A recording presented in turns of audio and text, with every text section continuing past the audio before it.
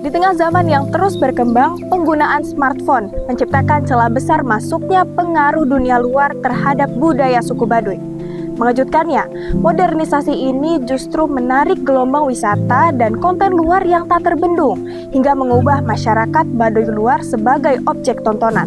Lantas, bagaimana masyarakat Baduy luar merangkul modernisasi di tengah keberadaan akar adat yang harus mereka jaga? Kala modernisasi mengetuk pintu adat, tak semua siap membuka.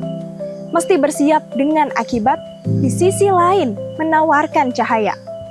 Di antara tradisi yang menancap kuat, Baduy luar kini menghadapi realita. Di tengah digitalisasi yang menembus sekat, mampukah mereka bertahan dengan jati dirinya? Bersama saya Edelin Fortuna, mengusut tuntas potret realita. Inilah 5 News selengkapnya. Di satu sisi, mereka tetap memegang teguh adat yang diwariskan ratusan tahun, menenun kain, memanggul padi huma, dan menjaga keseimbangan hutan sebagai bagian dari kehidupan sehari-hari. Di sisi lain, dunia luar terus mengetuk lewat layar ponsel, jaringan internet, dan jejak wisatawan yang semakin mudah masuk ke kampung. Masyarakat Baduy luar mulai menggunakan handphone, sosial media, dan perangkat elektronik bukan untuk menolak tradisi, tapi untuk menjembatani antara akar adat dan arus zaman. Melalui aturan desa dan arahan pemimpin adat, mereka menetapkan batas. Teknologi boleh hadir asal tidak mengubah arah jangkar yang telah ditegakkan. Mereka memanfaatkan digitalisasi untuk memperkenalkan kerajinan tenun dan hasil bumi ke dunia luas, tetapi tetap dengan kewaspadaan agar budaya tidak direduksi menjadi objek komersial semata. Karena bagi Baduy luar, menjaga adat bukan sekedar kata-kata. Itu adalah jangkar yang menahan perahu meski ombak modern terus datang. Dan hari ini, kita menyaksikan momen ketika dua dunia yang berbeda tradisi dan teknologi disatukan dalam satu halaman hidup yang sama. Menurut saya sih sekitar Baduy ini seketikanya misalnya jadi viral itu bahkan sudah dikenal dunia luar juga, bahkan sudah dikenal masyarakat luar juga. Menurut saya sih, saya salah satunya kepada Desa Kanekes, ada dua mata pisau. Contoh, ada juga yang misalnya ancaman, ada juga peluang. Menurut saya secara misalnya ketikanya Baduy itu sudah ada misalnya di media sosial maupun secara di media sosial juga. Nah, kenapa saya misalnya ada dua mata pisau, satu misalnya ancaman dan peluang. Contoh, satu ancamannya juga kalau misalnya orang Baduy ini menggunakan secara media sosial itu kita tidak antisipasi, bahkan tidak mengimbangkan dengan peraturan adat, itu salah satunya ancaman bagi adat kami. Nah, yang kedua yang dinamakan peluang, itu peluang juga seketikanya misalnya Baduy ini dikenal publik juga, dikenal mensos juga, bahkan setelah misalnya ada di media sosial juga, itu buat peluang meningkatkan ekonomi kami juga gitu. Kadang-kadang si pengunjung ini salah satunya tidak menghargai seolah-olah adat istiadat kami. Seketikanya kalau misalnya si tamu ini tidak menanyakan kenapa Baduy ini zaman sekarang masih terjaga, bahkan setelah misalnya ada rekam jejak digital juga, bahkan secara modernisasi juga masa Baduy ini terjaga dan misalnya adat istiadat masih terkukuh. Nah, cuman kan eh Baduy ini sebenarnya ada sedikit mengikuti zaman, cuman kan kami juga harus mengimbangkan dengan rekam jejak digital. Maksudnya kan Baduy ini salah satunya harapan kami juga bukan dijadikan tontonan, jadikanlah tuntunan. Walaupun si handphone itu tidak lama-lama amat, tapi setahu saya sekitar 15 tahun sudah ada. Cuman kan yang lebih meludak itu yang orang Baduy itu punya kemungkinan baru 5 tahun lah. Kami juga sering acara rapat adat juga. Rapat sesuai penentuan adat, sesuai pemangku adat itu. Kami juga menyampaikan sama generasi penerus itu, adat juga dari dulu sampai sekarang tidak mengizinkan mempunyai sejenis handphone, tidak mengizinkan. Cuman ada juga dari adat toleransi untuk kebutuhan komunikasi, tapi kita seimbangkan dengan apanya adat. Kita harus menghormati dengan keputusan adat. Baduy ini bukan dinasti wisata. Baduy ini sabab budaya. Kenapa misalnya Baduy ini keputusan adat, bahkan keputusan lembaga dari pemangku pengennya dijadikan sabab budaya, jangan dijadikan dinasti wisata.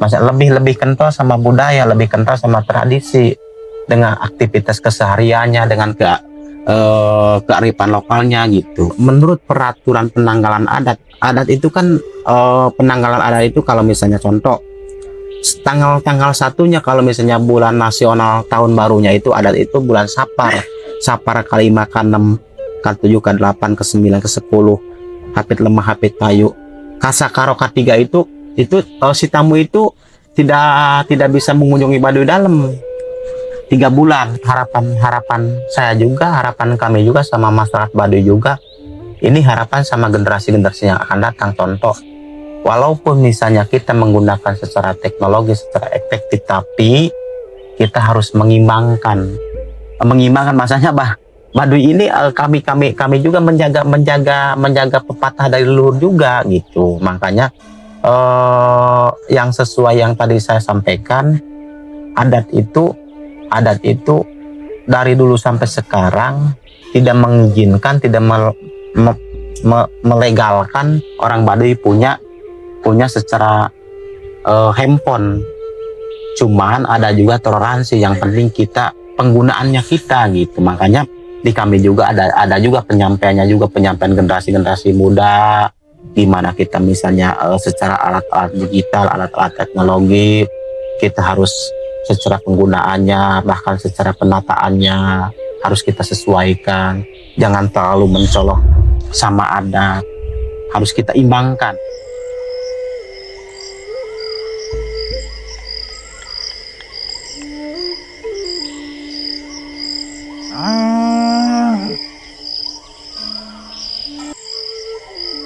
Konten saya itu tipikal konten yang video klip. Jadi kalau saya lagi gabut, saya ngonten gitu, kayak apa ya, orang-orang lewat gitu, kayak tamu-tamu lewat saya videoin terus rame gitu. Baru-baru ini doang sih, dari tahun kemarin 2024. Awalnya iseng aja sih, gabut gitu, terus iseng-iseng bikin video, kebetulan rame. Sepertinya akan konten seputar Baduy aja. Karena apa? Karena saya sebagai warga Baduy kan tidak bisa keluar dari Pulau Jawa ya, tentunya harus stay di Pulau Jawa. Belum ada yang aneh-aneh sih sejauh ini, jadi masih oke. Ya, namanya kita tinggal di kampung adat ya, pasti ada hal-hal tertentu yang tidak boleh di konten nih, yang tidak boleh disebar ke publik gitu ya, pasti ada. Sebenarnya patut-patut aja, asal kita tahu batasan dan juga bisa membagi waktu, mana kita waktu ke ladang atau menjalani hari-hari di dunia nyata, dan mana kita waktu untuk membuat konten. Itu aja sih. Semua orang Baduy wajib berladang.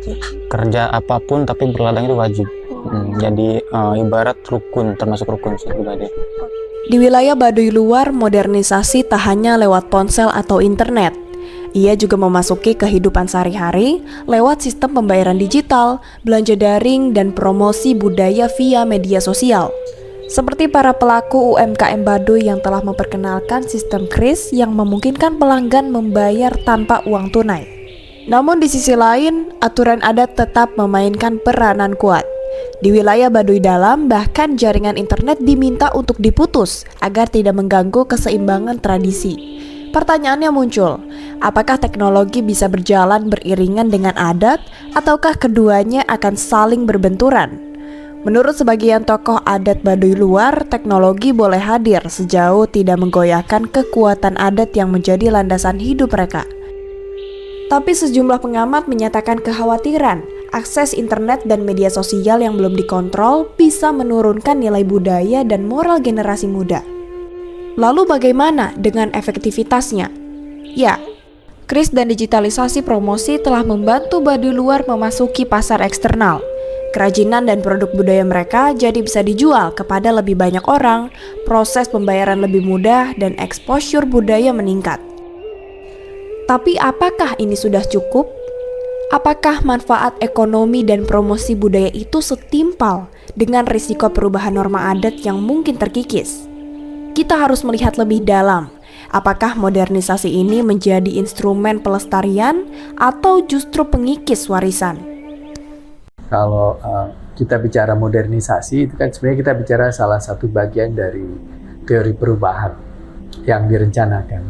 Ya, kalau kita bicara perubahan yang direncanakan, biasanya termnya, istilahnya adalah pembangunan atau development. Nah, modernisasi adalah bagian dari development yang secara khusus mencoba mentransformasi satu tatanan masyarakat yang kita sebut sebagai tradisional menjadi lebih modern. Nah, modern itu yang mana? Persoalannya itu kan, modernisasi itu dikaitkan dengan kemajuan teknologi dan sistem ekonomi barat. Nah, jadi kalau kita bicara soal modernisasi, maka kita bicara soal bagaimana secara terstruktur, secara sistematis, satu masyarakat tradisional, komunitas tradisional itu ditransformasi menuju ke tatanan yang lebih modern, dalam arti mengadopsi teknologi dan sistem ekonominya seperti itu. Selalu ada, kalau sesuatu yang baru itu selalu direspons dengan dua ekstrim, ya, tolak atau terima. Masyarakat indigenous, masyarakat asli, masyarakat adat misalnya, maka kebanyakan tawaran-tawaran modern itu yang pertama kali ditolak. Kalau sebagai antropolog saya bilang yang namanya kebudayaan itu cara berpikir. Oke, jadi kebudayaan itu cara berpikir. Pasti itu terpengaruh. Terpengaruh itu satu kata, jangan dianggap sebagai kata aja, tapi ini konsep ya. Terpengaruh itu dalam arti orang mulai mempertimbangkan ada sesuatu yang lain. Ya. Kalau kemudian diadopsi, maka pengaruh tadi menjadi bagian dari miliknya. Ada satu teori lama dari orang namanya Daniel Lerner. Itu teori lama, teori tahun 50-an ketika modernisasi mulai diperkenalkan di Timur Tengah, di Mesir, di Arab, Mesir.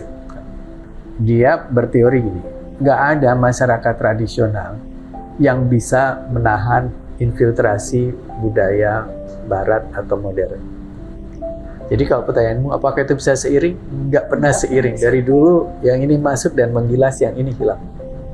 Akan vanish, punah. Apa ruginya kita kalau kita nggak ada Baduy lagi?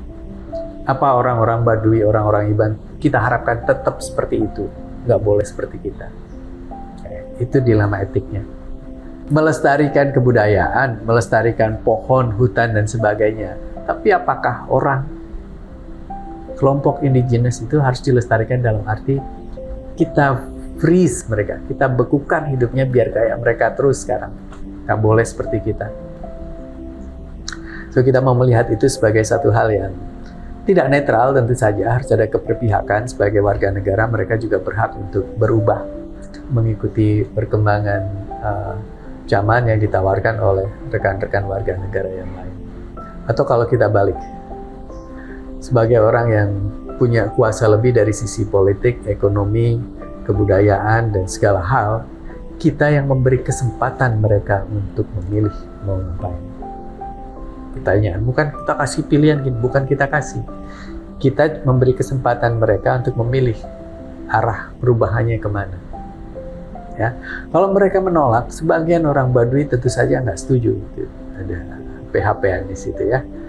ya biarin aja, Kak Stu, jangan dipaksa diintroduksi ke situ. Kalau perlu jaringan internet nggak usah dibuka di situ, nggak usah sampai situ, biarin aja blank spot di situ.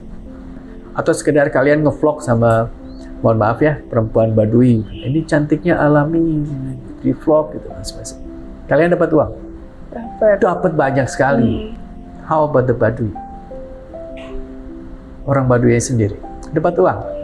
Dapat, mungkin kalian kasih sedikit kan? Iya. Yang mereka dapatkan sedikit. Kalau Anda belajar antropologi itu yang pertama harus pelajari adalah kita memberikan penilaian pada kehidupan komunitas berdasarkan cara pandang mereka. Kalau Anda mengatakan ini kan akan memudahkan hidup mereka. Kalau saya jadi orang Baduy, saya akan bilang, cara kalian hidup kok susah banget ya. Coba jadi orang Baduy itu gampang kok jadi orang Baduy. Teknologi ini memudahkan dalam bayangan kalian. Buat saya yang orang Baduy, ini kok ngerepotin amat ya. Tiap bulan saya harus beli pulsa. Untuk beli pulsa saya harus kerja. Kerja saya harus gini. Saya harus melanggar adat. Dapatkan. Repot amat ya. Jadi cara kita memandang satu komunitas, pelajarannya adalah kita memberikan judgment sedapat mungkin berdasarkan standar hidup mereka. Persoalannya itu ya, kita dari luar seringkali ingin mereka berubah, dan berubahnya ke arah yang kita inginkan. Yang tadi saya sampaikan, kalau toh kita memberikan pilihan kepada mereka untuk berubah, ya berubah seperti yang mereka inginkan, mereka perlukan. Oke. Nggak gampang ya, karena sebagian dari orang Baduy, sebagian dari orang indigenous itu sudah punya pikiran kosmopolit. Sehingga kalau ditanya berubahnya seperti apa, mereka bayanginnya berubah seperti kita juga. Tapi itu cuma 1-2, bukan the whole-nya, bukan keseluruhannya. Jadi harus hati-hati. Jadi kalau kalian ketemu orang Baduy nanti ngobrol-ngobrol sedikit, saya tidak akan heran kalau kemudian kalian datang ke sana. Mas, itu orang-orang memang pengen berubah kok kayak kita. Iya, yang kalian temuin siapa? Ya, tapi coba bicarakan dalam konteks yang lebih menyeluruh ya. Tapi yang Anda bilang tadi betul, bahwa internet dan teknologi tinggi sekarang ini mengakselerasi, mempercepat perubahan. Sehingga kalau Anda lihat kehidupan anak-anak muda sekarang di Jakarta, di Singapura, saya baru pulang dari Shanghai, di Tokyo, misalnya di Asia ya, atau di Eropa, di London, di Amsterdam, atau di Amerika. The life of the young people, the youngster, kurang lebih sama. Mereka highly attached dengan teknologi. Ya. Kehidupan mereka sangat attached dengan internet. Bagaimana Anda ngobrol dengan sebayanya, itu semuanya difasilitasi internet.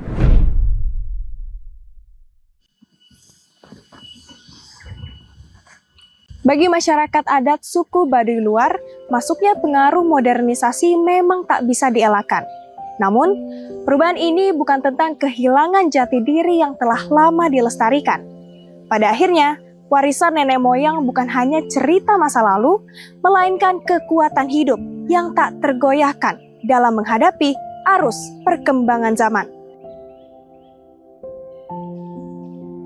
Teknologi dan tradisi berjalan beriringan, menjadi penyeimbang antara adat dan arus zaman, selaras dengan apa yang mereka hayati, bukan meninggalkan, hanya kini mulai mendampingi. Sejatinya kemajuan adalah saat kita berjalan, bukan untuk meninggalkan, tapi untuk menjaga apa yang berarti, agar budaya tetap hidup dan selalu dihargai oleh hati.